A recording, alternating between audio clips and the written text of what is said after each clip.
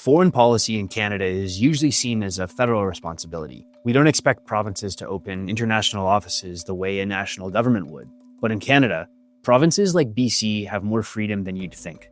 In June 2025, Prime Minister Mark Carney met with G7 leaders in Alberta to discuss global issues: Ukraine, Gaza, and security in the Indo-Pacific.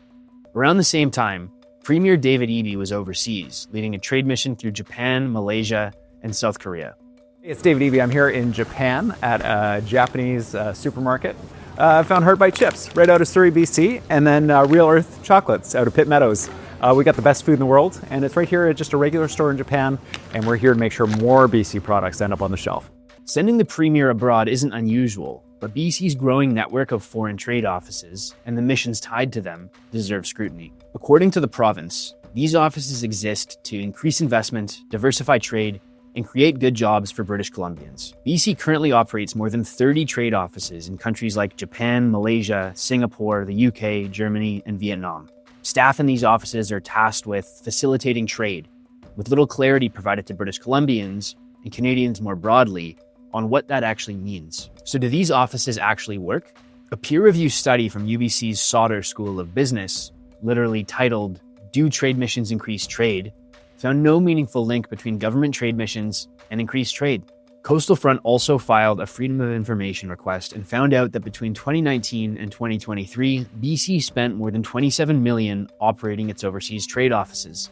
That's a major public investment, with very little in the way of measurable outcomes provided to the public. Not only were key sections of the financial statements redacted, making it impossible to fully assess the spending, but the government also charged $480 for access to this information. A similar request in 2018 was provided at no cost. As the BC NDP expands its international trade operations, the official opposition has positioned itself as a corrective force. The BC Conservatives under leader John Rustad have repeatedly criticized the government's spending and promised to restore fiscal responsibility. But the party's own roster tells a different story. One of the BC Conservatives' most high-profile recruits, MLA Teresa Watt, previously served as Minister of International Trade under the BC Liberals.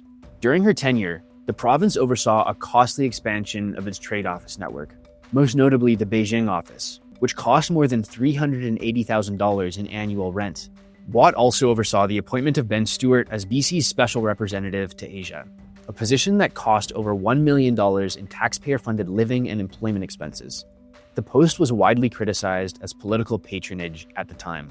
Although Stewart was the public face of the controversy, Watt's leadership over the province's trade strategy raises serious questions about the credibility of her party's rhetoric. Nonetheless, Rustad has praised her dedication and insight, framing her as a key figure in the party's effort to build a more prosperous and fair province. The question isn't about the merits of trade, but whether this costly network of foreign offices and global trade missions delivers any measurable value to the public. Thanks for watching. I'm Reed Small with Coastal Front. If you want to see more video reports like this, subscribe to the Coastal Front YouTube channel.